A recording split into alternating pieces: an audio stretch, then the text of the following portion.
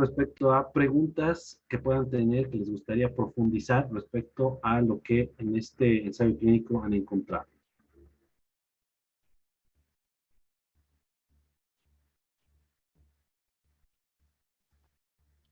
Si no hay voluntarios, yo voy a seleccionar al azar. No, nosotros estábamos evaluando un poco.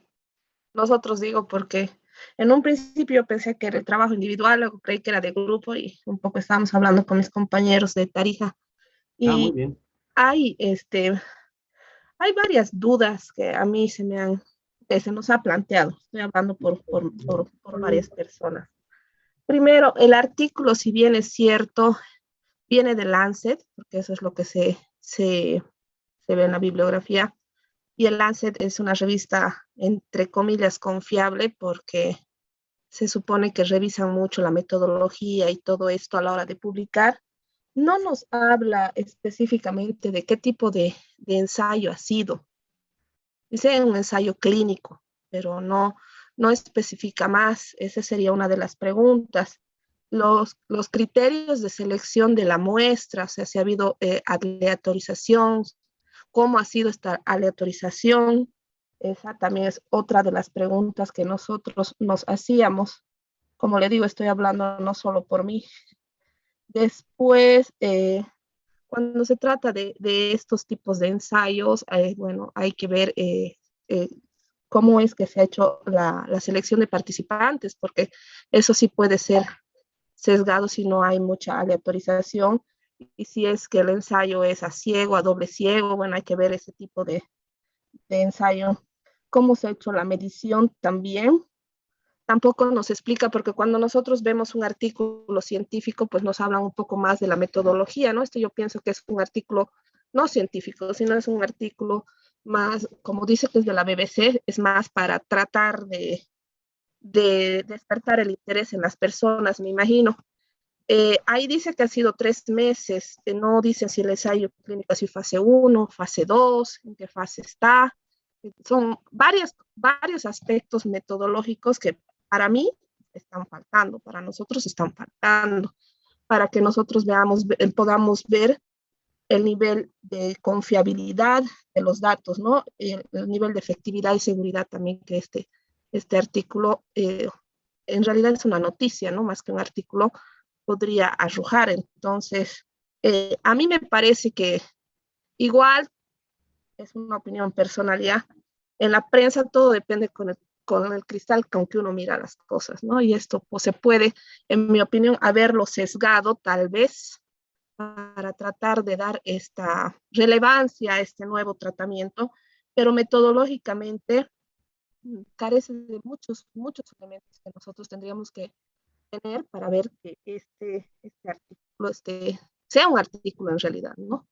Y hablábamos del Lance también nosotros evaluando, y el Lance también publica a veces cosas que bueno, no tampoco son tan bien estudiadas. Entonces, pienso yo más que un artículo científico, esto es una noticia, ¿no? Que carece de muchos elementos metodológicos para que nosotros veamos, sobre todo este tipo de ensayo, ¿no? Nos tendrían que explicar qué tipo de ensayo es para que nosotros podamos ver si la información es efectiva y es confiable. Muy buena la intervención, Amanda. Temas que rescato es el primero, de que uno no va a confiar nunca en el experto o en la revista, sino vamos a confiar en los datos. Para eso necesitamos habilidades de no solamente dedicarnos a leer el resumen y las conclusiones, sino con nuestros propios ojos verificar que lo que los autores están diciendo se refleja en los datos, en las tablas, en las figuras, etc. Y a un nivel doctoral, ustedes tienen que tener esa capacidad de disquisición y de interpretación, donde ustedes llegan a sus conclusiones, no necesariamente los autores. Hay muchos intereses de por medio respecto a los autores, y en muchas circunstancias las discusiones no concuerdan con lo que uno ve en los resultados. Entonces, mucho cuidado con ese tema. Y no importa la revista. todas las revistas han tenido que re retirar artículos que luego de años autores se han dado cuenta de que estaban o fraguados o estaban mal diseñados, pero desde New England Journal of Medicine hasta la revista más humilde han tenido esas dificultades. No se olviden que el sistema de verificación por pares es un sistema bastante imperfecto. ¿Por qué? Porque a los revisores no se les paga por su trabajo. En general es un trabajo de facto que tienen investigadores en las universidades, donde aumentas tu prestigio diciendo que eres revisor de revistas, pero no recibes remuneraciones económicas. Y en ese sentido, que los revisores lo hacen en sus momentos que tienen más o menos libres. En las noches, cuando están durmiendo a sus hijos, cuando están en la madrugada antes de salir. Entonces, no son los momentos más brillantes cuando los investigadores hacen las revisiones de los artículos. Por lo tanto, nunca crean que están viendo alta calidad solamente porque es el New England Journal of Medicine. Hay un montón de artículos del New England Journal of Medicine que han tenido que ser retirados porque los autores decían que estaban hablando de causalidad, pero en realidad se referían a correlaciones. Y nos tomaron en cuenta sesgos importantes de selección principalmente para llegar a conclusiones que al final eran erróneas. Entonces, esa es la primera enseñanza de esto. Muy buena la observación. Otro tema que vale la pena mucho hacer hincapié es el tema de que estamos frente a una noticia de periódico, en este caso, donde nosotros, como profesionales de la salud, nuestra obligación es ir a la fuente. Y en la fuente encontraremos el artículo completo y lo podremos revisar, como les digo, en términos de revisión de los datos, los números. No hay que creer a ningún autor solamente porque es un autor afamado o aclamado, sino revisar siempre que los datos concuerden con lo que uno sabe interpretar y evaluar.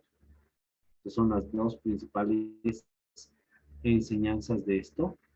El tema es muy cierto que este corte periódico no te da el detalle si estamos sobre un ensayo clínico.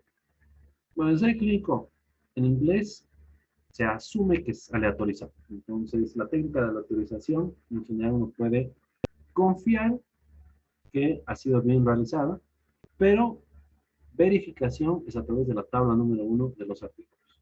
En la tabla número 1, uno va a verificar si la randomización o la aleatorización ha funcionado. Y eso lo vamos a ver en un ejemplo de un artículo para que ustedes tengan más claridad sobre a lo que me refiero. El otro tema es, efectivamente, no sabemos si es un simple ciego o un doble ciego.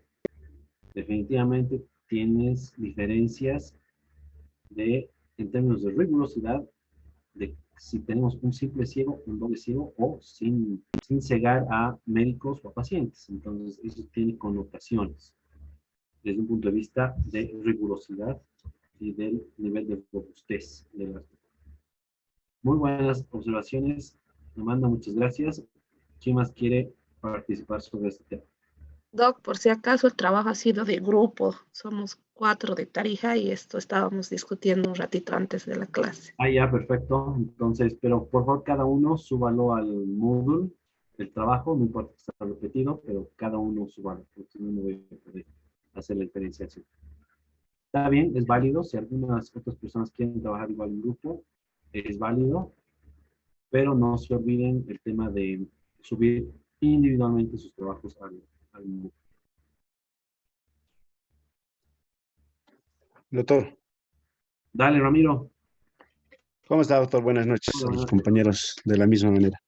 Bueno, coincido con la doctora de Tarija en el sentido de que lo que nos enseña la medicina basada en evidencia nos demuestra que los datos de este estudio pues son insuficientes definitivamente. Pero sin embargo yo quisiera acotar, es algo importante lo que hemos aprendido en el anterior módulo, lamentablemente esta noticia, yo la puedo considerar así de esa manera, no cuenta pues con la guía metodológica que es el STROB, que nos da las características desde el título, la introducción, métodos, variables, etcétera, etcétera. Entonces, como tú decías, coincido también en ese sentido de que deberíamos de remitirnos a la fuente, al artículo original, para ver muchos factores, como te decía, desde la guía Strobe nos da las características, el lineamiento para escribir un artículo científico.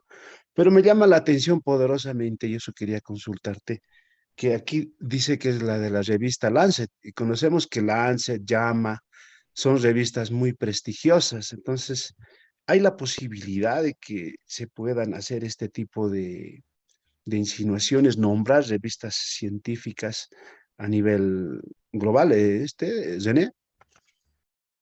No estoy entendiendo mucho tu pregunta. A ver, trata O de... sea, Lancet es una revista muy prestigiosa a nivel mundial. Entonces, sin embargo, el periodista acá que aparentemente tiene un perfil de hacer artículos de salud, ha mencionado a esta revista. Entonces, es una revista muy prestigiosa. Creo que está en los primeros y segundos cuartiles en relación a publicación de artículos. Entonces, ¿nos podrías aclarar si... el, tú sabes que desde un punto de vista del periodismo es lo ideal que el periodista tenga background de conocimientos en salud. En la pandemia se ha visto eso, por ejemplo, una irresponsabilidad terrible de periodistas que hablaban sobre temas que no tenían ni idea de lo que estaban hablando, ni de cuáles habían sido los verdaderos hallazgos, ni reconocer las diferencias entre grupos que había en los hallazgos. Y en este caso es una descripción que, como en buen periodismo, trata de llamar la atención primero, pero en los párrafos finales te alerta sobre el tema de que esto no está concluido, que los autores efectivamente no están recomendando el medicamento para que se use masivamente, que se necesitan más estudios clínicos para verificar. Y un tema clave es el tema de que, aunque se han encontrado significancia estadística, en el artículo se habla de que las diferencias para los pacientes eran triviales.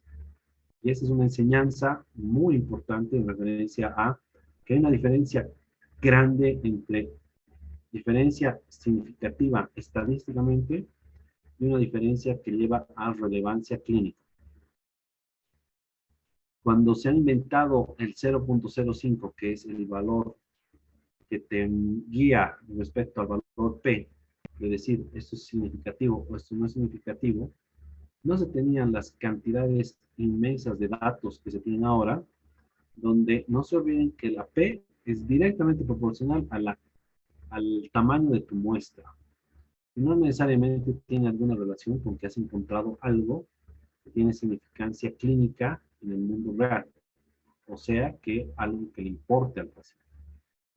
Entonces, aquí hay aquí hay un hallazgo estadísticamente significativo, pero como les digo, en este artículo de periódico no tenemos el detalle para entrar en exactamente cuál fue el desenlace o el outcome en inglés, el cual se midió en estas, me parece, 40 semanas que se hizo el seguimiento, y por qué lo considera en el periodista un hallazgo trivial.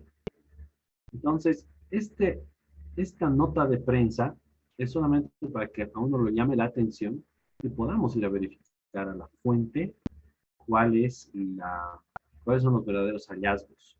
Y la interpretación, como les digo, es desde un punto de vista de experto que sabe leer investigaciones científicas. Y eso es lo que es nuestra misión en estos momentos. Entonces, me parece muy válido, y a mí me encantan los artículos donde tienes el enlace directo a la fuente primaria.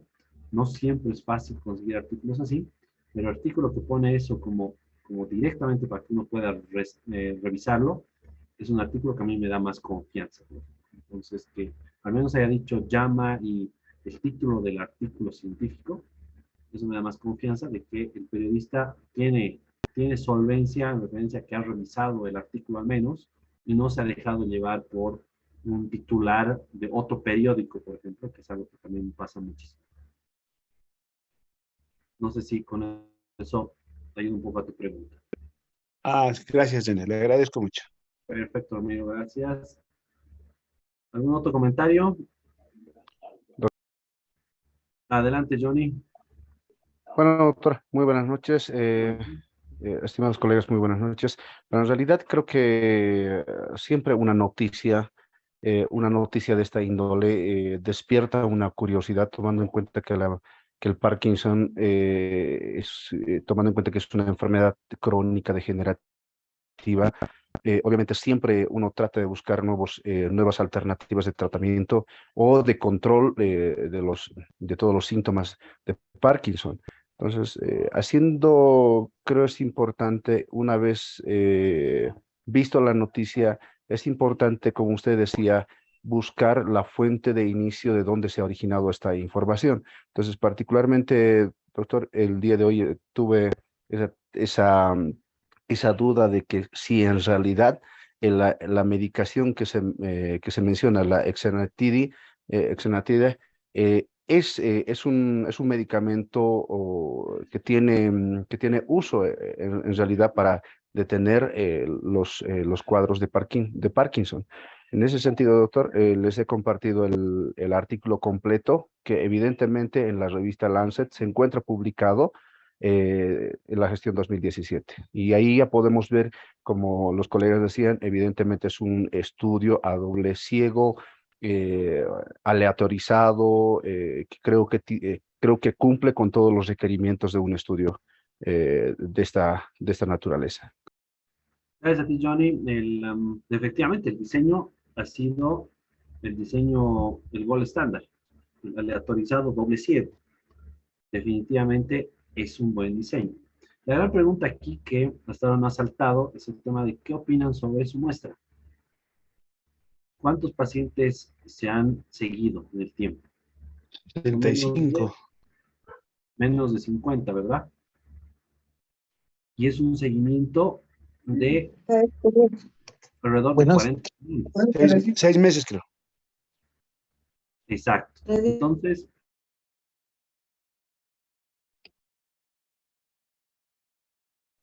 René está sin audio.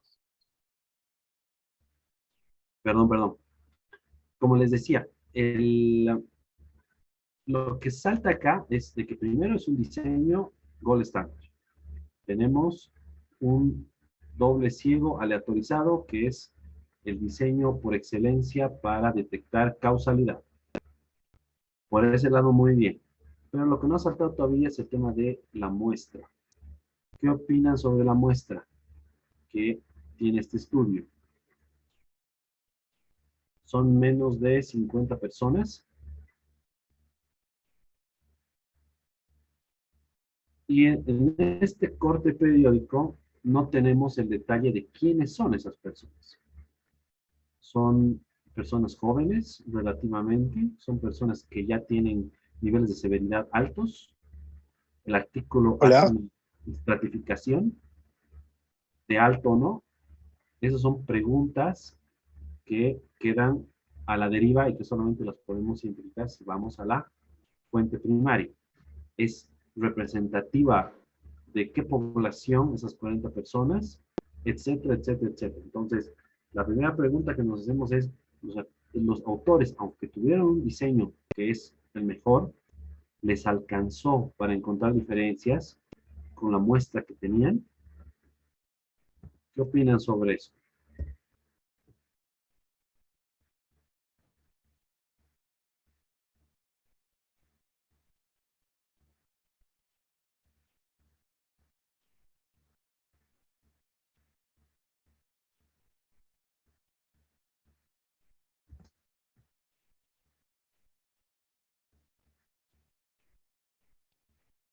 La palabra.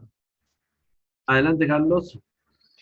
Sí, bueno, seguramente hay muchos aspectos para revisar la muestra y dado el tipo de enfermedad, también muchas cosas particulares, ¿no? Porque no creo que haya una gran cantidad, ¿no? de pacientes con Parkinson como para llegar a un número considerable. Bueno, pero esas son suposiciones mías.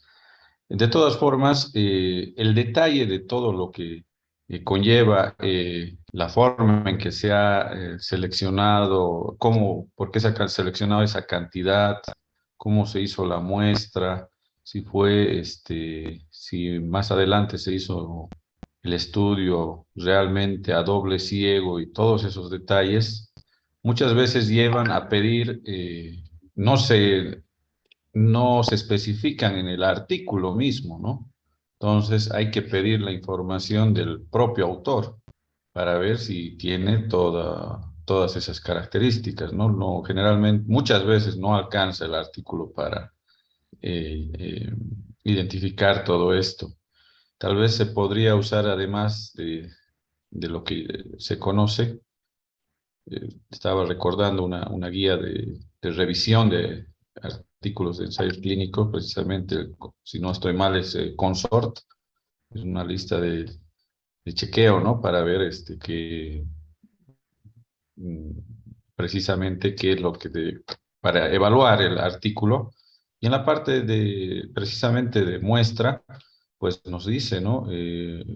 Cómo se determinó el tamaño muestral y varios otros aspectos, ¿no? Entonces, me parece que si se va a indagar mucho sobre la muestra específicamente, hay que ir a preguntarle al propio autor, ¿no? Para que nos dé los detalles que queremos saber.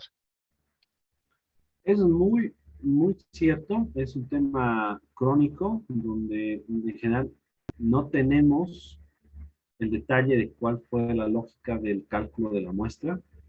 En algunas revistas es más fácil encontrarlo, está más estandarizado, pero en otras no, en eso sí concuerdo.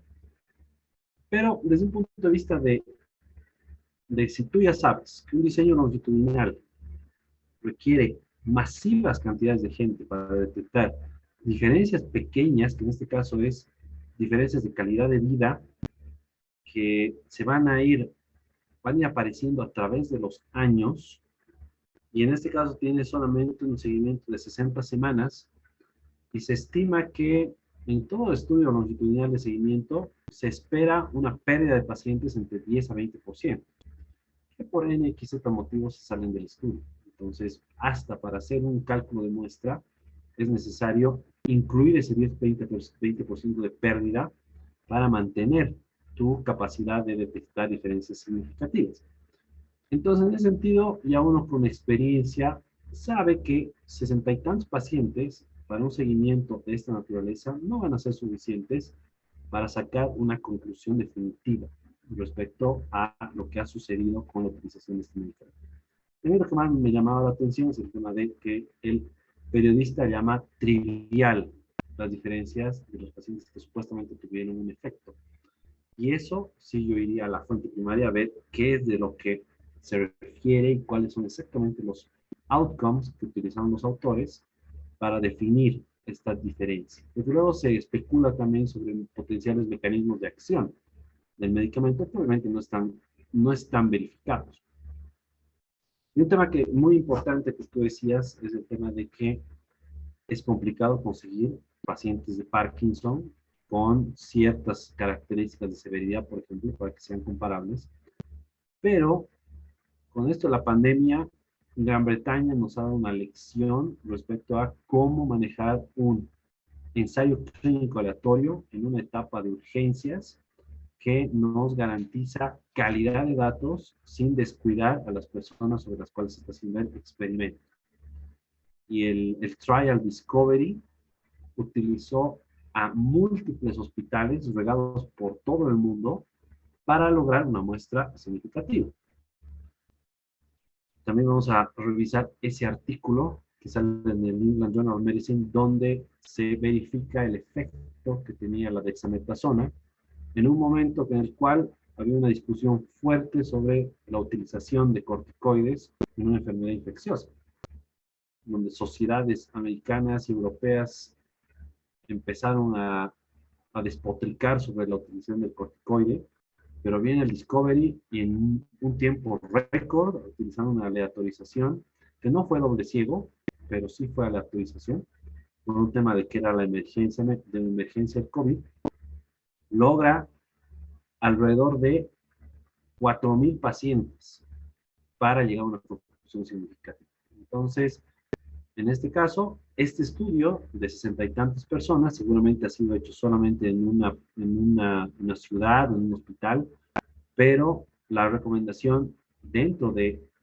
lo que en los artículos se describe como limitaciones, debería estar, este artículo es unicentro, se recomienda que para verificar estos resultados utilicemos un diseño multicéntrico donde triplicamos, quintuplicamos la muestra y podemos verificar que su resultado es real, es verídico.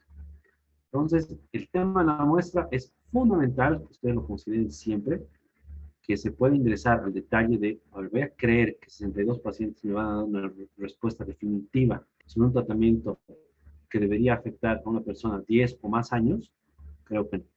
Entonces ahí ya tienen un nivel de decir, un momentito, esto es algo muy preliminar.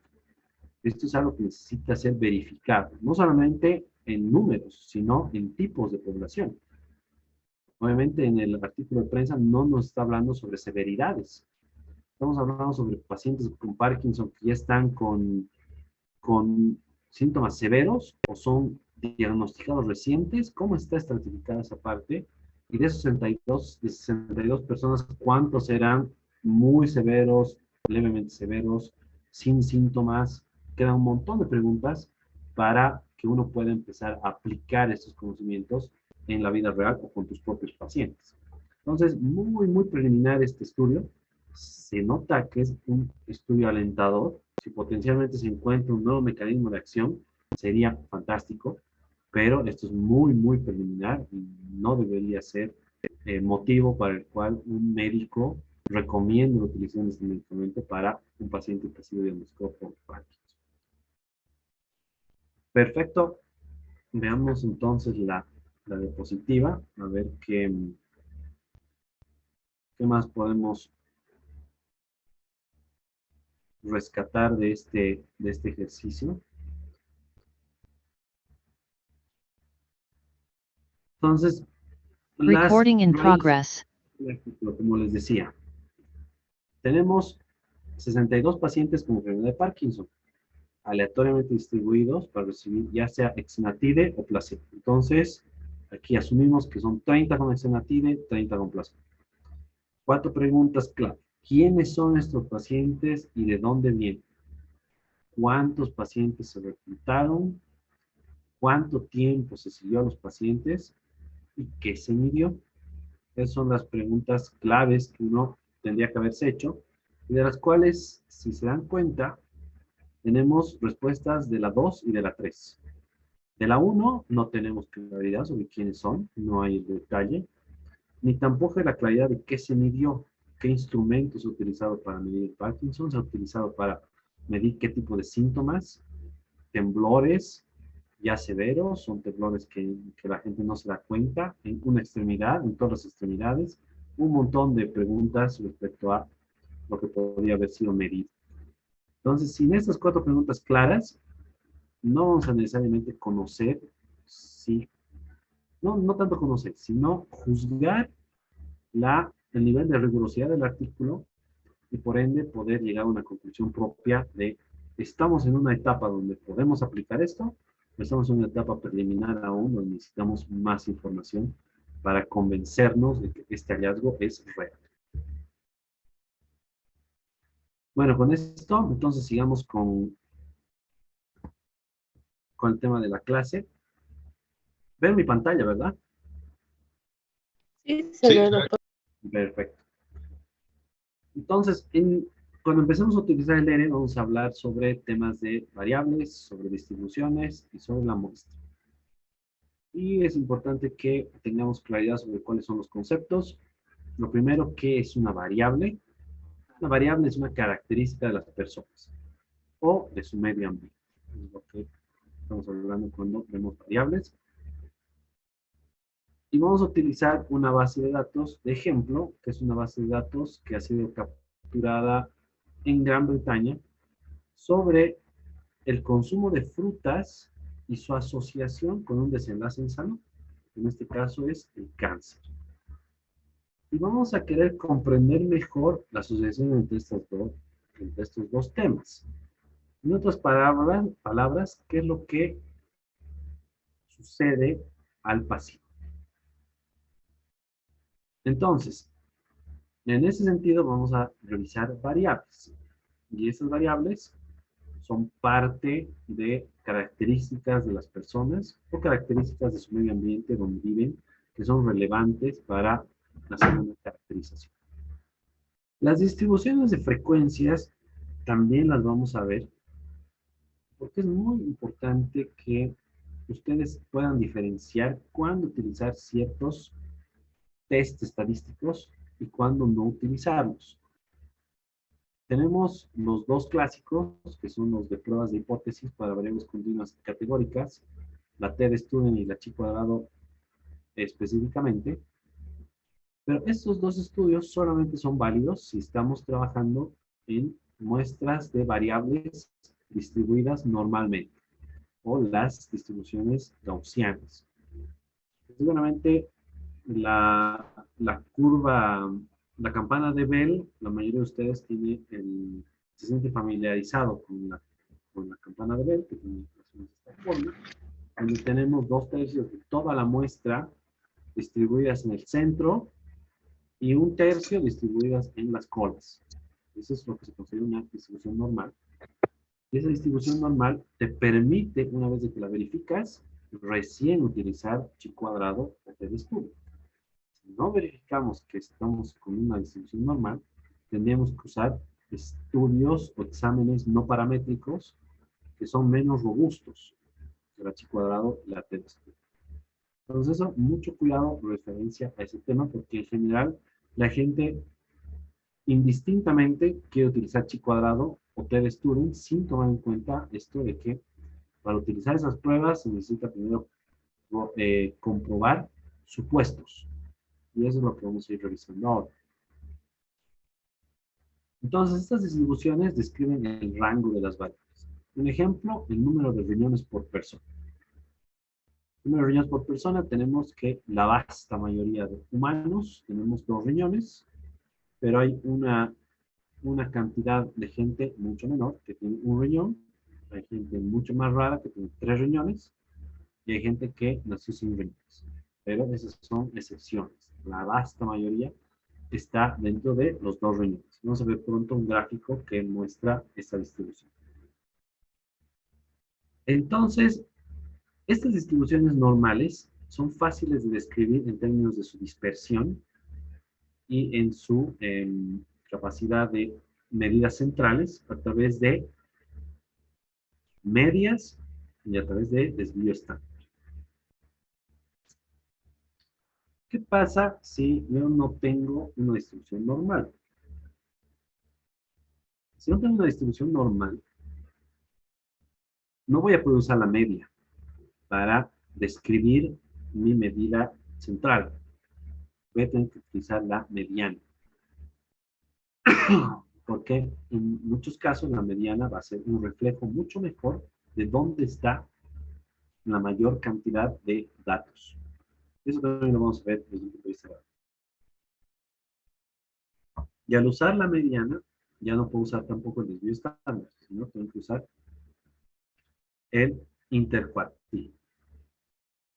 También lo vamos a revisar.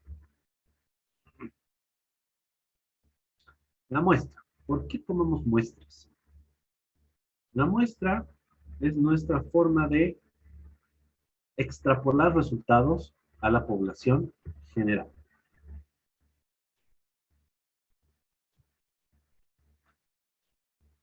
Vamos a suponer que estamos interesados en averiguar cuán frecuente es el consumo de brócoli. Deme un minuto, por favor.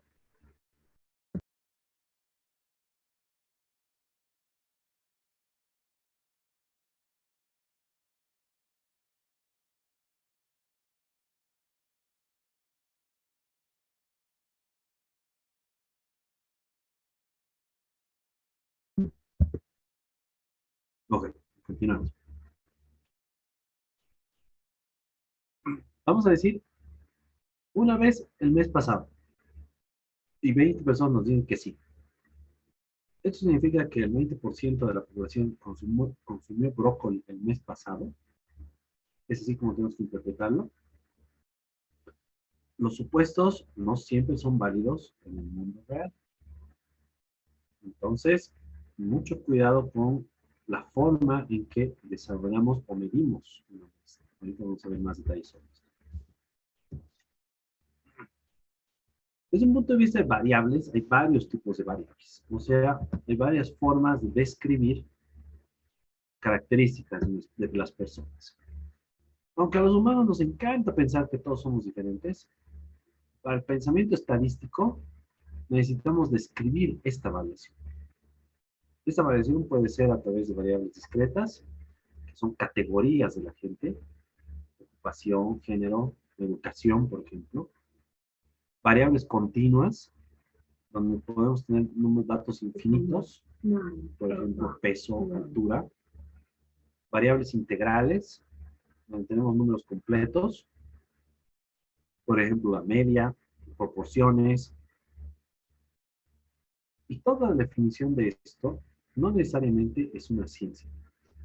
Y es bien interesante ver cómo, por ejemplo, el modelaje estadístico, donde tenemos que definir qué variables vienen, qué variables salen, cuál es el orden de introducción de las variables para entender una asociación, qué ajustes se van a hacer. Si les das a 10 estadísticos una misma base de datos, cada uno va a tener una diferente forma de hacer las cosas. Y no necesariamente van a llegar a las mismas conclusiones. Entonces, esto de trabajar en estadística tiene su buena parte de arte y no solamente es una ciencia. Tipos de variables. Tenemos básicamente los dos grandes grupos son las discretas o categóricas y las continuas. Y las discretas o categóricas se van dividiendo en ordinales, nominales, binarias, y las continuas pueden ser intervalos o pueden ser ratios. Esta es una pregunta para ustedes en referencia a un tema que debería ser central y nuclear en cualquier país respecto a datos estadísticos básicos, fundamentales. El primer y único desenlace por muchas décadas ha sido el tema de la mortalidad. A través de la mortalidad, los países conseguían financiamiento, se invertían temas de salud. Entonces, este indicador de mortalidad es un tema clave para el desarrollo de cualquier país.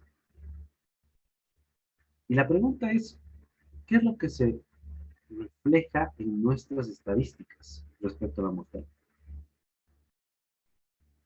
Número de muertes es lo que tenemos. Tenemos registros completos, tenemos subregistros, tenemos sobreregistros, porque ustedes consideran que hay subregistros.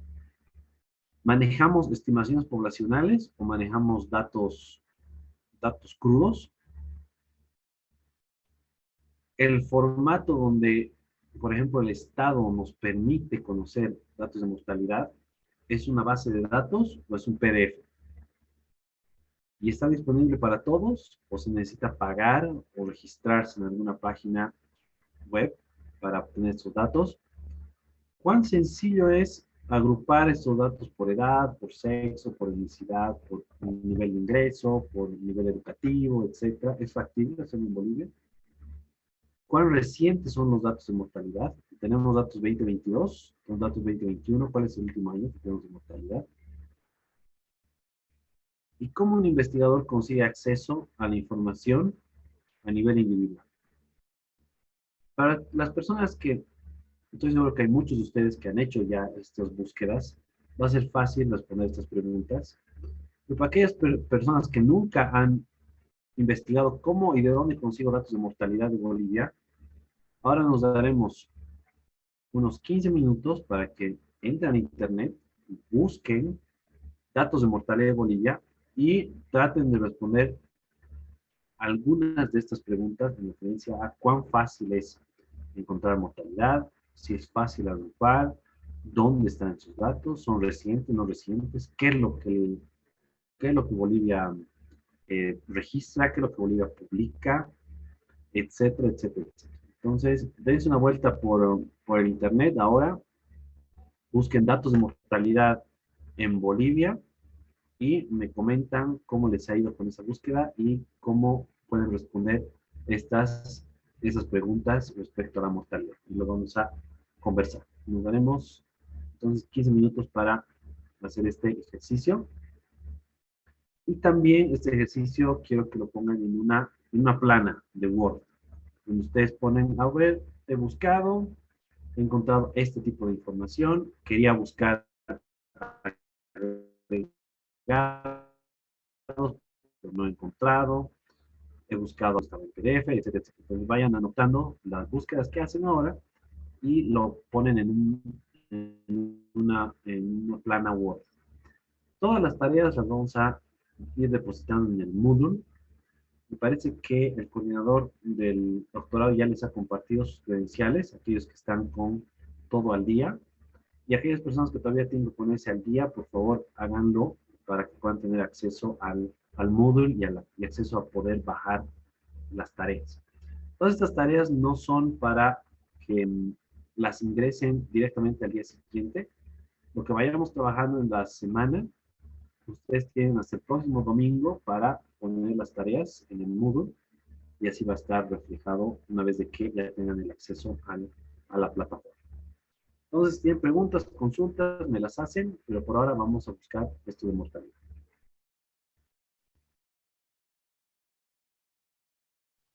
Doctor, ¿quiere estadística de mortalidad en general o mortalidad por causa? No quiero que me den los datos. Quiero que me digan cuán fácil ha sido encontrar, si es que han encontrado, qué han encontrado, dónde han encontrado, si es reciente Ya. que han encontrado. Y, Ese es y lo, lo copiamos en un Word, ¿no? lo pueden, si quieren, pueden sacar capturas, si quieren, hacen un narrativo, como ustedes ven, como se les sea más fácil.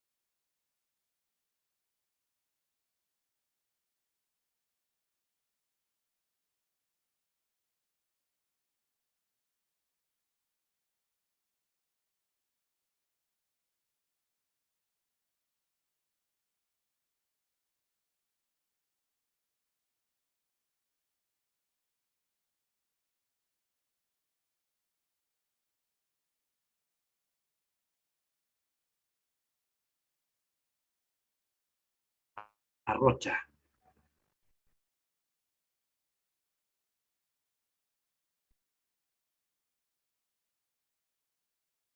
Busqué Hola, lo ¿cómo que estás?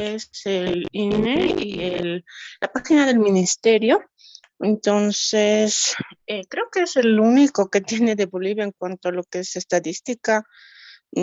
Ahí sí hay los reportes epidemiológicos por semanas. Y bueno, es la única información que consulté. ¿Cuál es el año más actualizado que tienen? De este año, pero dependiendo de qué mortalidad. Yo he buscado mortalidad materna. Mortalidad materna y mortalidad infantil en general son las que más desarrolladas están. ¿Y qué es lo que has encontrado? ¿Son reportes? ¿Son bases de datos? ¿Qué es lo que has encontrado? Reportes por semanas. Reportes por semanas. ¿Alguna desagregación del reporte? Puedo, por ejemplo, buscar mortalidad Mm, municipal. No llegué hasta ahí, solamente busqué eso y solamente encontré reportes por Por semanas. semanas de mortalidad materna a nivel Bolivia. Sí, Ok. en la página del ministerio. Ministerio. Ok. INE también has aplicado. Ujú. Ya. ¿Qué tal? A ver, Bernardino, ¿cómo te ha ido? Doctor, buenas noches. Hola, ¿qué tal? He revisado la mortalidad en Bolivia, los datos por año, por INE, ya desde hasta 2020, 21 todavía no tiene actualizado. Ya. Y también del INE sacado, está en Excel, por edades. Ok. Nos encontré entonces por edades una base de datos. Sí, por base de datos, doctor. A pura base de datos. Ningún reporte en PDF. En PDF no, doctor. Ok. En el INE, ¿no? Sí, en el INE. En el INE, la página del ministerio también está. Hay otro, en general, por años están es un reporte, creo que de una información, Mortalidad ¿no? mensual hay. Sí, mortalidad en Bolivia. En mensual no le encontré. En el global, por año he encontrado, como le Desactualizado decía, por edad. sí, hasta 2020 actualizado y 2021 aún todavía no tiene Ok. datos. Por sexo, ¿había forma de agregar? Por, por sexo tiene en el INE, son datos estadísticos, por edad tiene. Sexo, Sí, también. sí, pero en Etnicidad, el INE, pero, doctor, en Excel. Sí, por etnicidad se encontró. no. Niveles educativos, alguna otra estratificación. eh,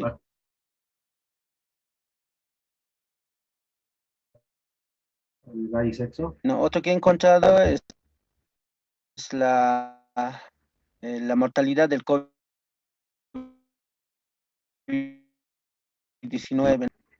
Prácticamente la única que utiliza bases de datos individuales para hacer el cálculo.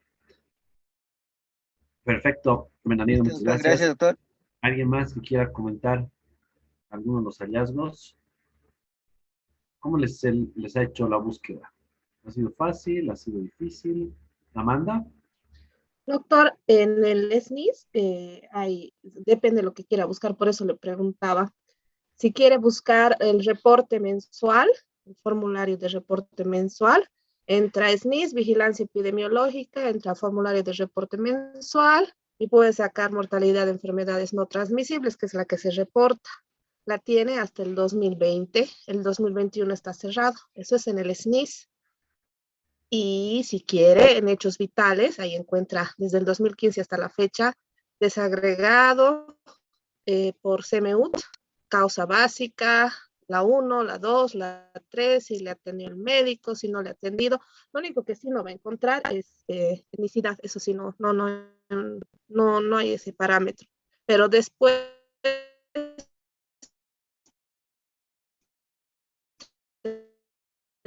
tenemos dos herramientas, ambas dependiendo de lo que uno quiera buscar, es un poco más preciso. Quiera puede entrar, no se necesita suscripción ni nada, solamente ¿Cómo te da el hay que reporte? saber dónde ¿Es buscar. un reporte en PDF, es un Excel? Le da en HTML y después lo puede copiar. El del SNIS le da inclusive por años, le da por grupo etario, le da por sexo, le da, a ver, ahorita lo abro, yo estaba viendo en realidad la del SNIS, le estaba viendo del 302B y estaba buscando todas las causas de mortalidad por enfermedades no transmisibles, que es lo que se reporta en el SNIS, como le decía. Entra al SNIS, a vigilancia epidemiológica, escoge el formulario y puede hacerlo por provincia, departamento, red de salud, por departamento específicamente, por tipo desagregado, por subsector o por mes. Ok. ¿Niveles educativos de la gente no hay? No, son solo números, porque no nos da solamente la cantidad. Nos da menor de 6 meses, de 6 meses a un año, de 1 a 4 años, o sea, los grupos etarios del SNIS, ¿no? No hay un desagregado de información. Si yo quiero sacar la mortalidad de los de 80 años y 5 meses, ¿puedo hacerlo? No, porque nos da de 60 años y más. ¿No? Es tal cual tenemos el cuaderno de registro, ¿no? Es las mismas variables de grupos etarios, 60 años y más. Y nos da nuevo y repetido. Correcto. Ahora, si quieres sacar por edad, claro, hacerlo así más finito, se puede ir a los hechos vitales. En los hechos vitales le va a dar red, municipio, lugar físico, tuvo atención médica, médico que le atendió, la causa número 1, la manera, el mecanismo,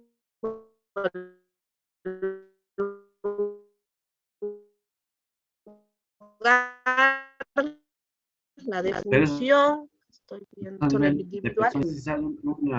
Si sale un artículo del COVID que me dice que las personas de 65 años tienen 30% más probabilidad de fallecer en referencia a aquellos que tienen 45.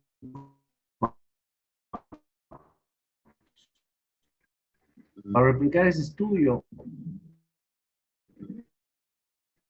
¿puedo utilizar el SNIS? Se vigila aparte, ¿no? El COVID tiene una particularidad.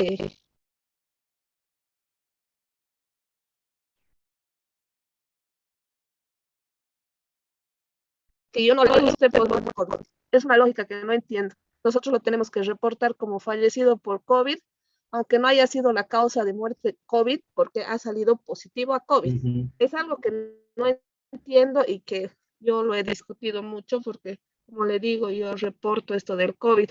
O, por ejemplo, el ministerio, hablando del COVID, no acepta que las pruebas rápidas y el ELISA sean diagnósticos de COVID. Pero si usted fallece por COVID, si usted fallece y tiene una prueba rápida o un ELISA, ha fallecido por COVID. Pero no me suma a los casos, es algo que no entiendo. Que quiero entender, pero hasta ahorita no, en los 2 años que trabajo en eso, no lo he entendido. Entonces, si yo quisiera saber si la mortalidad en mayores de 65 años es mayor que en menores de 65 años por COVID, lo tenemos más específico, es una vigilancia más fina la del COVID, se hace, al menos yo pienso que en todos los departamentos, porque esto nosotros lo hacemos a las 7 de la noche todos los días. Hace rato estábamos revisando. Tienes totalmente la razón, he dado un mal ejemplo. El COVID lo monitorizado a través del CIBE, claro, que hace la primera base de datos a nivel individual que utiliza el Ministerio de Salud. Y además que tiene variables muy finas el CIBE, así que COVID no. Es correcto. Entonces, voy a reformular mi pregunta. Si quiero investigar a pacientes con Chagas de 65 años versus 45 años, no puedo hacerlo, ¿verdad? No, eso no se puede. Tenemos, sí, eso no se puede. Entonces, este es desde el problema, desde el registro. El registro que se hace en los famosos formularios del SNIS son registros que cualquiera los puede alterar. Yo puedo reportar lo que me dé la gana. No hay alguna forma que yo diga, a ver, tienes 25 casos de tuberculosis, mostrarme a tus 25 individuos reflejados en filas en una base de datos, no existe. Entonces, los niveles de, en muchas circunstancias se hacen estimaciones en referencia a cuáles son cantidad de muertos, cantidad de vacunados, cantidad, porque no hay forma de hacer una verificación. El sistema no está hecho para una verificación, todo debería ser a nivel de microdato, descargado una base de datos y la disponibilidad y el acceso a los datos a través de una base. Si uno tiene un reporte, como tú dices, un HTML, donde tienes números, es imposible que de una forma eficiente podamos hacer cruces. Yo puedo hacer comparaciones significativas entre regiones, lo puedo hacer, pero te imaginas la cantidad de trabajo que es eso, de bajar provincia por provincia, municipio por municipio, porque si pongo a todo Bolivia, me hace la sumatoria de todo. Tengo que poner municipio por municipio para entender cuál es la casuística de cada uno y la información está dividida entre los 6 grupos etarios, entonces yo tengo que sumarlo, buscar. Es una pesadilla de armar una base de datos, se puede, como tú dices, pero es totalmente ineficiente cuando debería estar disponible una base de datos, que uno puede introducir un paquete estadístico y hacer los cruces, estratificaciones, todo lo que uno quiera de forma más eficiente. Eso es realmente tener acceso a la información. En el tema de mortalidad, lo mismo, no hay forma de hacer una verificación de la calidad del dato en términos de consistencia, precisión, vigencia. Bien, lo han comentado, el 2020 es el último año que se tiene todavía consolidado, pero lo que llama la atención es de que son reportes. En el INE es más fácil encontrar bases de datos, pero no están tan estratificados, como nos decía Bernardino. Entonces, en general, la conclusión final es de que no hay disponibilidad de datos de mortalidad en Bolivia para que un ciudadano común, o un investigador, o un docente pueda hacer investigaciones que tanta falta le hacen al país.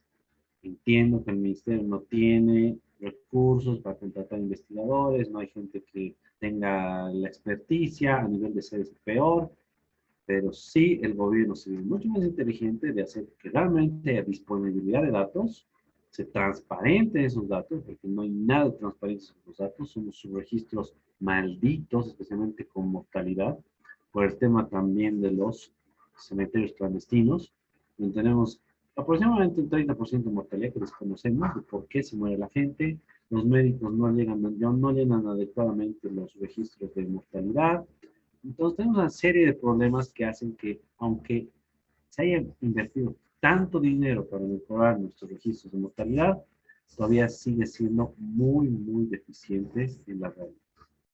Y no se olviden, si tienen un PDF o un HTML, eso no es acceso a la información.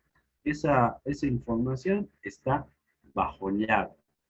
Y si yo quiero hacer cruces significativos, voy a necesitar un esfuerzo que no es eficiente de hacer.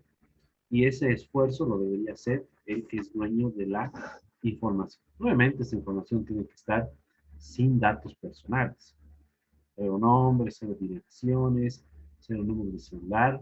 Son bases de datos sin identificaciones, con el fin de cuidar la privacidad, pero a nosotros como investigadores y futuros PhDs, sí necesitamos dónde trabajar y dónde hacer este tipo de investigaciones, especialmente de trabajos donde vamos a aplicar técnicas descriptivas o inferenciales.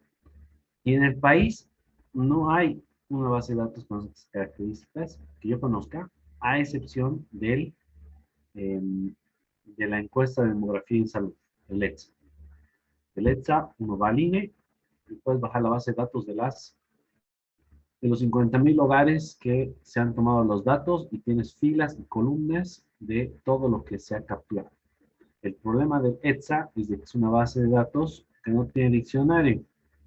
Básicamente no tiene un manual, entonces tienes nombres de variables que no significan nada para ti, que necesitarías un diccionario que te diga esto significa esto, puedo usar esto, está certificado de esta forma, etc. Uno puede usar el reporte, ir a la base de datos y está más o menos en el mismo orden y adivinar qué es qué. Pero lo ideal sería tener una base de datos con un diccionario acorde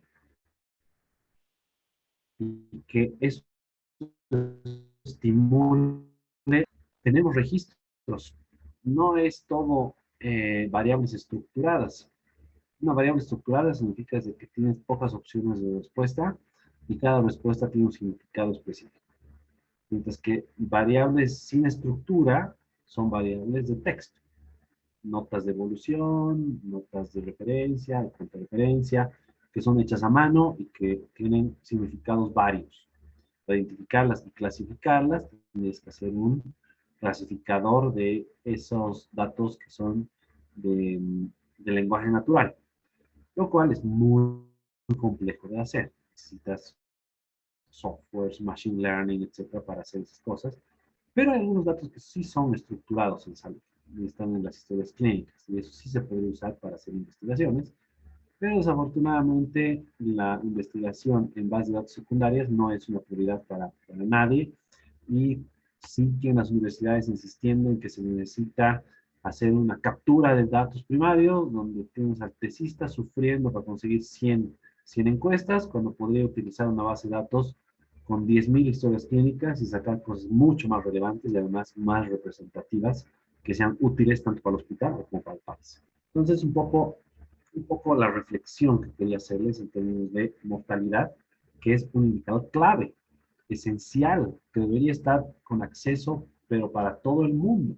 Pero desafortunadamente en el país es muy complicado tener acceso, y si quieres realmente tener un acceso, necesitas conocer a alguien en el SNIS para que te permita tener una base de datos acorde y que puedas analizar. Pero desafortunadamente lo que uno tiene en el SNIS con los cálculos de servicios, producción de servicios, no son datos que te permitan hacer análisis serios, y tampoco cargarlos en una base, en un paquete estadístico. Perfecto. Entonces, con esas notas, es muy importante que cualquier oportunidad que ustedes tengan para garantizar que va a haber acceso a datos, se hagan así, porque es lo que este país necesita. Doctor, Sí, adelante. ¿cómo está, doctor? Justamente el trabajo que yo estoy realizando tiene que ver mucho con el tema de mortalidad, específicamente hacer el tema de mortalidad por COVID-19 en el municipio del Alto. Lo que usted dice es muy cierto, en el sentido de que la información en el caso de mortalidad es muy restringido, pero sin embargo informarle de que tenemos ya un sistema que el Ministerio de Salud lo ha actualizado, porque el tema de mortalidad en nuestro país es muy complejo, porque se lo hace a través del certificado médico único de defunción, que es un instrumento médico legal, demográfico y epidemiológico. Pero tenemos un sistema, ¿no?, que es el CIAF. Este sistema de administración de hechos vitales es donde se sube justamente este CMUT. Pero definitivamente, como usted mencionaba, es una información que está restringida a personal, digamos, a personal que solo tiene acceso, como lo hace el SNIS, por ejemplo, ¿no es cierto?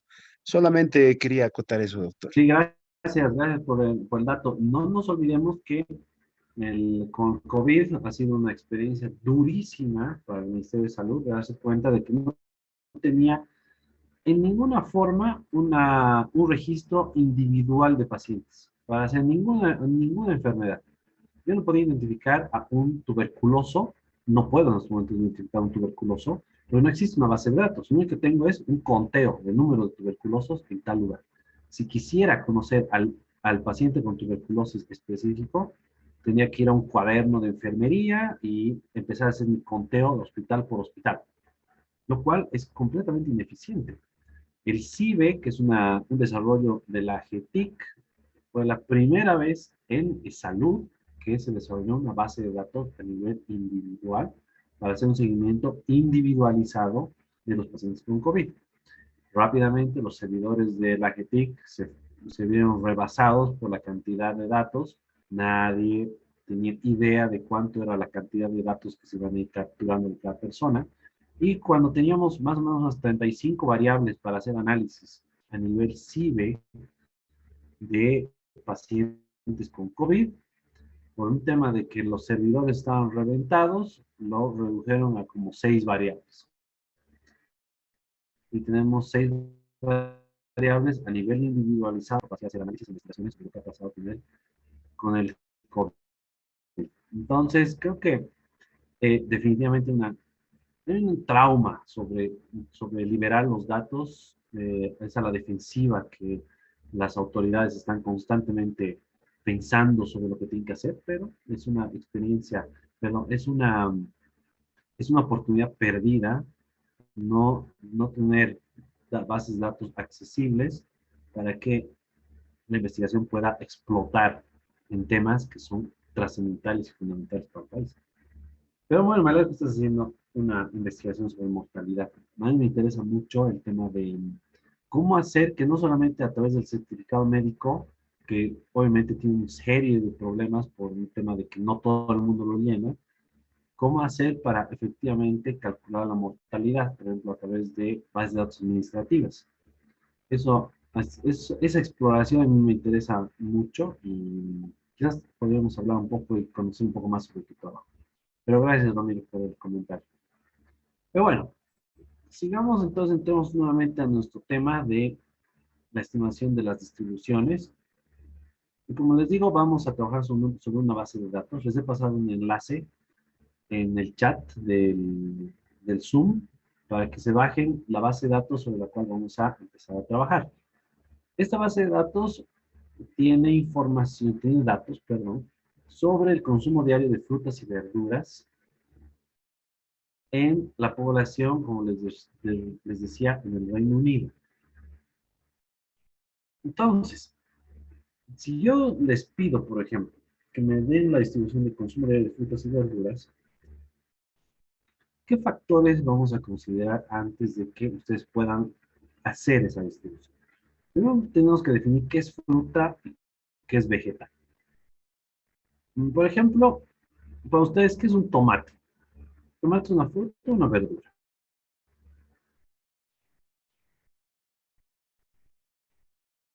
Una fruta. Una fruta. Como decía un dicho. Aquellos que tienen conocimiento saben que el tomate es fruta, pero aquellos sabios saben que el tomate se debe usar como vegetal. Entonces, depende de la definición o el uso que le vayas a dar. ¿Las papas fritas son frutas o verduras?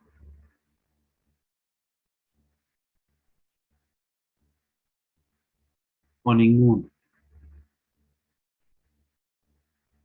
Es tubérculo, doctor. Tubérculo. Según el gobierno estadounidense, son vegetales. Entonces, para un tema de los desayunos escolares, cómo meter las papas, la papa frita la definen como si fuera un vegetal. Entonces, como ven, depende de cuál es tu ángulo, cuál es tu motivación, cuál es tu incentivo para hacer algunas definiciones que no vienen al caso, pero que sí son reales. Entonces, lo que necesitamos primero definir en cualquier estimación de una distribución es de qué estamos hablando, qué es fruta y qué es vegetal en este caso. Después, queremos hacer un gráfico del número de porciones que se consumen diariamente. La pregunta es, ¿qué es una porción? ¿Una porción en Gran Bretaña será lo mismo que una porción en Bolivia? ¿Cuál es la recomendación de número de porciones entre frutas y vegetales? En general, la OMS dice que una alimentación saludable es de que consumas 4 porciones de frutas y verduras diariamente y con eso estás alimentándote más o menos bien.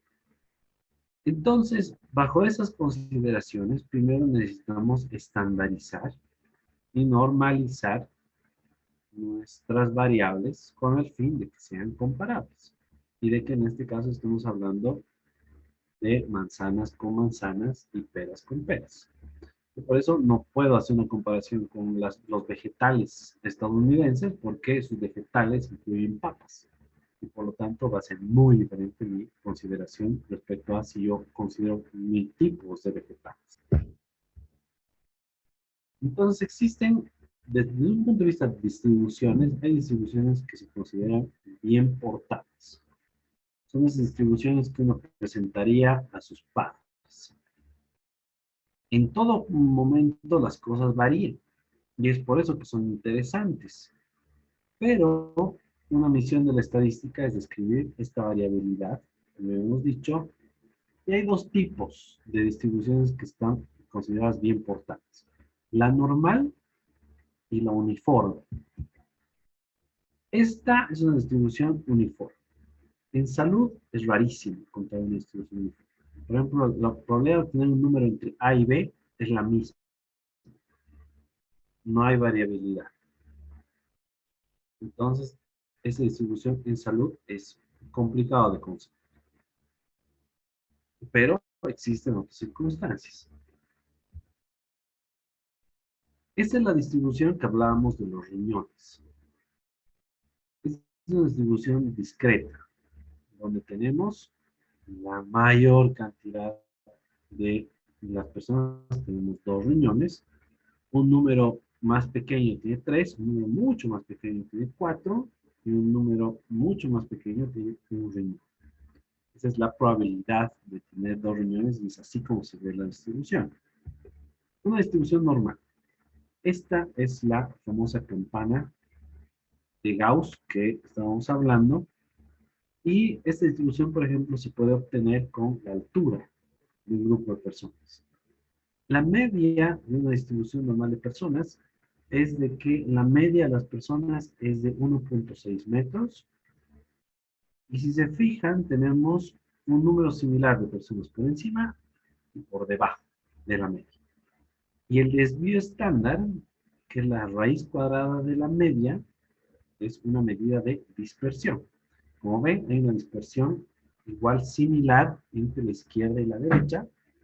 Esa dispersión, 2 veces el desvío estándar, que significa que 2/3 de la población se encuentra en el centro. Como ven acá, es una distribución normal. Ver esto, una variable de la vida real, es muy complicado, pero es a esta imagen a la que tenemos que apuntar al momento de decir que tenemos una distribución normal. Esta, por ejemplo, es una distribución normal, pero de baja dispersión, que también se puede utilizar test estadísticos para aplicar los tests de normalidad, pero hay que tener cuidado con el tema de la dispersión, eso lo vamos a ir también viendo. Y esto es lo que les adelantaba, los 2 desvíos estándares de la media. Sabemos mediante cálculo, que esto ya está hecho, no es necesario que lo verifiquemos, esto ya ha sido chequeado y sacramentado, que el 95% de los puntos de la muestra se encuentran a 2 desvíos estándares de la media. Y sabemos que solo el 5% de la muestra se encuentra a más de 2 desvíos estándares o menos de 2 desvíos estándares. Y siguiendo el ejemplo de la altura, podemos decir que el 2.5% de las personas son 2 desvíos estándares más que 1.6 metros y 2.5% son 2 desvíos estándares más bajos que 1.6 metros. Esa es la forma de interpretación del desvío estándar. El desvío estándar es una medida de dispersión. Cuán lejos o cuán cerca están los datos en referencia todo a la media. Este es otro tipo de distribución, la distribución Poisson. Es la probabilidad de un número dado de eventos que ocurren en una cierta cantidad de tiempo o espacio. Esta distribución es buena para variables discretas y para hacer conteos. El tema de la distribución Poisson es de que necesitan demasiadas condiciones, muchos supuestos se tienen que cumplir. Y eso es complicado de que se verifique. Esta distribución es, por ejemplo, útil para fenómenos como accidentes, o seguridad del paciente, o número de pacientes que llegan a emergencias en 1 hora. Por ejemplo, en esta distribución de acá abajo, que vemos la gráfica, tenemos una distribución de la media que es igual a 4, donde no necesariamente está en el centro, como ven, pero la mayor cantidad de datos están reflejados un poco a la izquierda. Y para que podamos aplicar una distribución Poisson, necesitamos las condiciones, primero, de que los eventos son independientes unos de otros, luego la tasa promedio de eventos por periodo de tiempo es constante. Esto generalmente es igual muy complicado. Por ejemplo, en una emergencia. Eventos independientes, en una emergencia, generalmente hay un accidente que involucra a un montón de personas y todas esas personas van al mismo hospital porque es el hospital más cercano. Entonces ahí estás violando la condición de la distribución Poisson porque no son independientes. Ha sucedido en un mismo accidente. Luego de que la gente llegue en mismos variables de tiempo, cada media hora, cada 15 minutos, cada 5 minutos, no siempre pasa.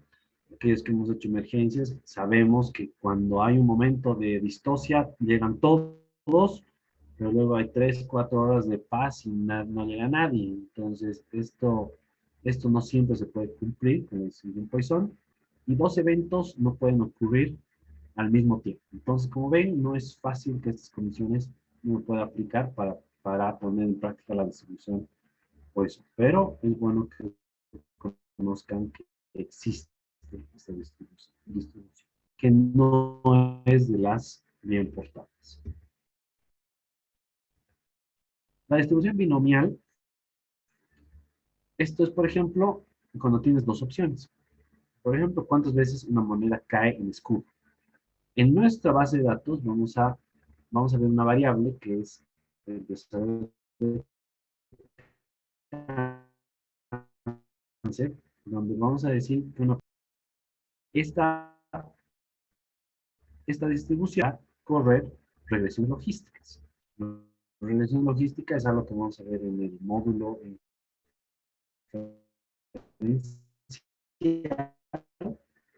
pero ya les voy adelantando que es una distribución importante desde un punto de vista de variables binomiales. Es por eso que la regresión logística es un modelaje estadístico muy, muy popular en temas de salud. En resumen, ¿cómo decidimos qué distribución vamos a usar? Porque cada distribución tiene distintos test estadísticos. Primero, una exploración gráfica de los datos. En general, que ustedes no lo crean, y aquellos que no tienen demasiada experiencia con estadística, para evaluar la distribución, tests no son de los más fiables. Lo más fiable es el ojo crítico, que observa un histograma y dice, ok, esto es normal, esto es Poisson, esto es informe, etc. Y en base a esa descripción cualitativa o más subjetiva, es como uno define qué test estadísticos usar. Y eso lo vamos a ir. Con esa información, entonces, podemos investigar si nuestra distribución es mal creada, es salvaje, es sucia o es una distribución bien portada donde podemos usar los tests con mayor rigurosidad científica. Como les decía, en la realidad, en el mundo real, encontrar una distribución normal, perfecta, como hemos visto con edad, encontrarlo con talla, no es de lo más factible. Entonces tenemos que ser un poco más flexibles al momento de definir qué es normalidad y qué no es normalidad. Por ejemplo, esta es la distribución de porciones de frutas y vegetales que se comen en el día previo en Estados Unidos. Como ven, la mayor cantidad de gente reporta 1 a 3 porciones. Versus en la India, que la mayor cantidad de distribución se encuentra entre 3 a 5 porciones. En este caso, pareciera ser que la distribución de la India es más normal en comparación a la distribución de los Estados Unidos, donde tenemos un leve tiraje de los datos hacia la izquierda. No están necesariamente en el centro. Pero hay otras formas, y vamos a verlo en el paquete estadístico, de asegurar que estamos frente a una una normalidad, y esto es finalmente una evaluación entre la media y la mediana. La media y la mediana son muy parecidas. En general aceptamos que estamos contra una distribución normal.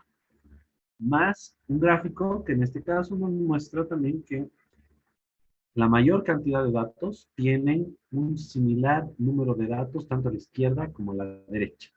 Eso también nos da mayor confianza. Estamos frente a una distribución normal. Este es el consumo de los resultados en Inglaterra, donde 1, 3 y 3 y 5 van prácticamente de la mano. La gran cantidad de gente es lo que consume y los demás son menos. Pero como ven acá, no es perfecto el número de datos a la izquierda y a la derecha, pero sí se parecen bastante. Entonces uno tiene confianza de que puedo manejar esto como una variable normalmente distribuida y por ende aplicar los test estadísticos estables o paramétricos.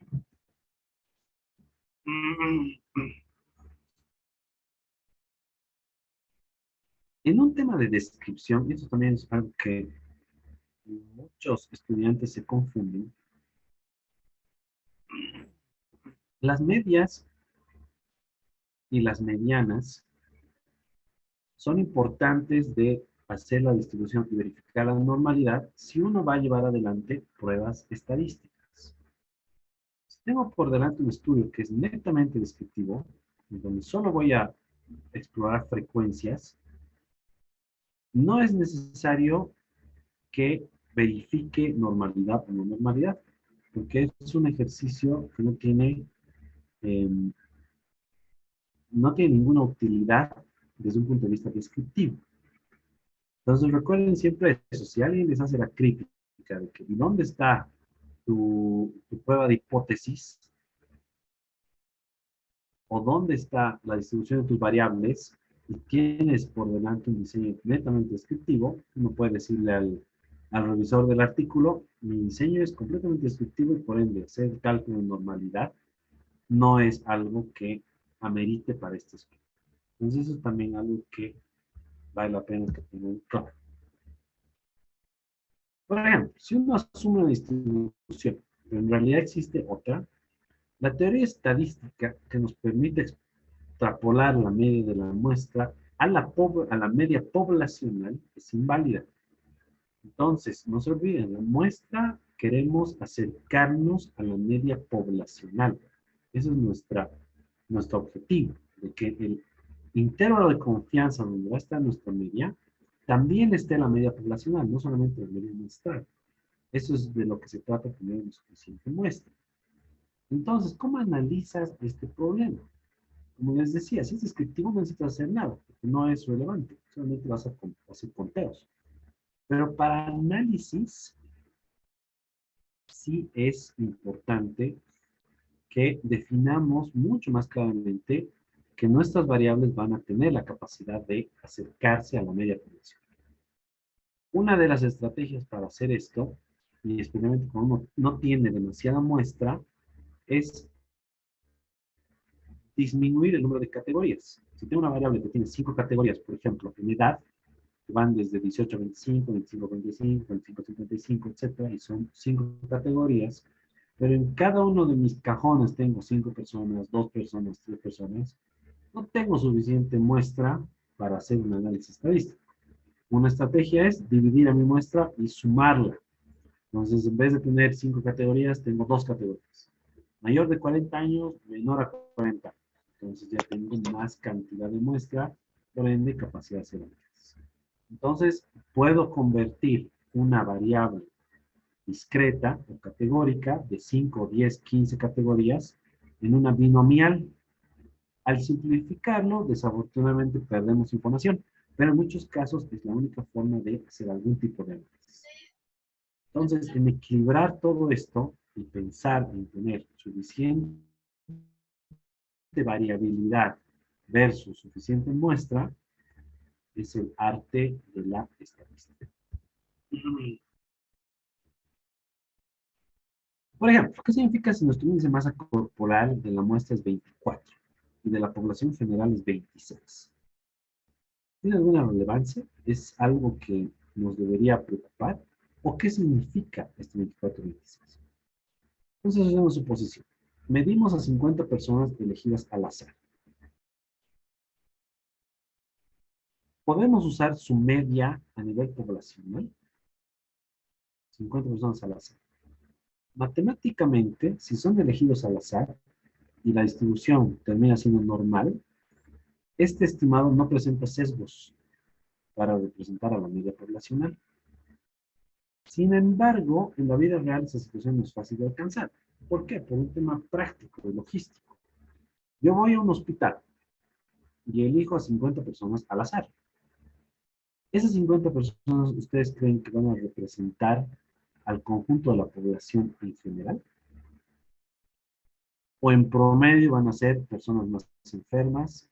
¿En promedio van a ser personas con mayor edad? ¿En promedio van a ser personas con mayor cantidad de enfermedad crónica? Como ven, he lanzado tres conceptos que diferencian a una población hospitalaria versus una población comunitaria. Entonces, por lo tanto, aunque haya elegido al azar dentro de un hospital, no necesariamente ese azar va a representar a la población general. Entonces, mucho cuidado en ese tema. Y es por eso de que cualquier momento en que nosotros hablamos de muestras, ya no estamos hablando de un dato definido. Estamos hablando de un estimado. Y eso es algo muy importante. Si ustedes en cualquier momento tienen un dato de una muestra, lo mínimo que tienen que pedir de esa muestra es sus intervalos de confianza. Sin sus intervalos de confianza, mi estimado no tiene ninguna forma de ser interpretado en referencia a su precisión. Los intervalos de confianza, en este caso, de este ejemplo, de esta muestra, van de 21.5 a 26.5. La pregunta es, ¿la población general, el dato de índice de masa corporal de la población general, está en el centro de este intervalo de confianza? ¿Sí o no?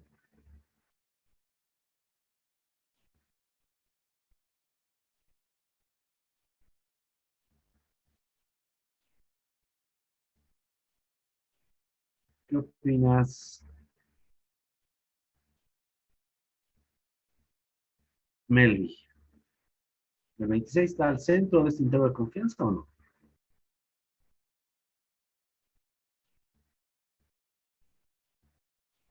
Melvin no está. Mauricio Pastén.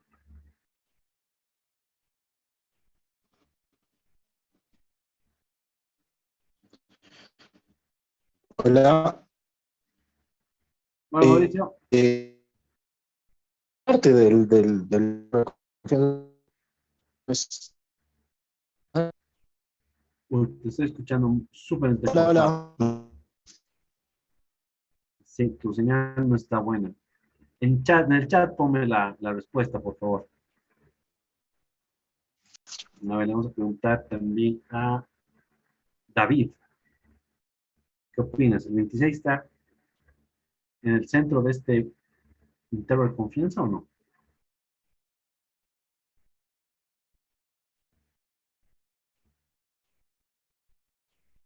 David no está. Lucía Blanco.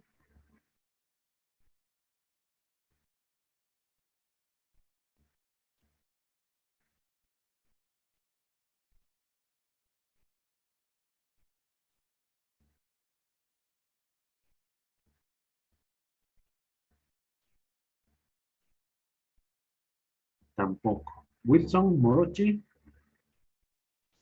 Sí, buenas noches, doctor. ¿Cómo estás, Wilson? ¿Qué opinas? ¿El 26 está en el centro de este intervalo de confianza? Me parece que no, si bien está es parte, pero no está en el centro. Perdón, no en el centro, en el medio del intervalo de confianza. O sea, ¿el 26 está incluido en el intervalo de confianza o no? No, pues que no. Está incluido, porque el 26 es antes de 26.5. Entonces, está en el centro, no está en el centro, o sea, no es equidistante al 21 y al 26, pero sí está incluido en este intervalo de confianza. Entonces, ¿eso qué significa? Significa de que mi estimado de 24 y mi intervalo de confianza es suficientemente preciso para describir mi media poblacional. Entonces, adecuado. Como ustedes saben, conseguir este dato poblacional es muy complicado. Si lo tuviéramos, trabajaríamos sobre el total del universo, pero no es el caso. Trabajamos sobre muestras. Entonces, cuanto más estrecho el intervalo de confianza, más confianza nos da de que la media poblacional se encuentra en alguna parte del centro de ese intervalo. Entonces, esta es una parte muy importante para que ustedes consideren que al momento de ver una muestra, dejamos de pensar en números absolutos y estamos frente a un estimado. Y para describir un estimado necesitas intervalos de confianza.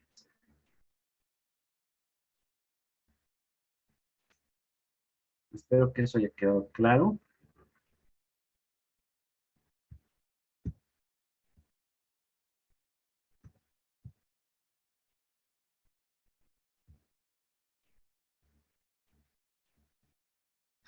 Vamos a hacer un ejercicio más sobre esto. Quiero estudiar la asociación entre el consumo de frutas y verduras y el riesgo de cáncer en la población general del país. Para ello, voy a preparar las siguientes preguntas. ¿Qué pasa si voy a la consulta en una clínica y pregunto a todos los pacientes que se presentan ese día su consumo estimado de frutas y verduras? ¿Te daría esta estrategia una muestra representativa? Sí, no. Y si es no, ¿de qué sesgos me preocuparía? También me puedo preocupar de sesgos si es sí, pero eso es lo que quiero que ustedes empiecen a pensar. Otro tema, ¿qué tal poner pósters en varias clínicas, invitando a participar en el estudio? ¿Esa estrategia es mejor? ¿Es peor? ¿Introduce otros problemas? ¿Y de qué forma? Y a la tercera, ustedes seleccionarían una muestra representativa. Entonces, traten de responder estas tres preguntas. También preparen una plana de Word con sus respuestas. Algunos de ustedes me imagino que tienen experiencia realizando muestras, apliquen ese conocimiento. Para aquellos que no tienen demasiado conocimiento sobre qué es una muestra representativa, tienen tiempo ahora para hacer una revisión de literatura en el internet o en libros que potencialmente tengan, para ver qué es una muestra representativa y si estos ejemplos introducen sesgos o son adecuados para hacer un cálculo muestral.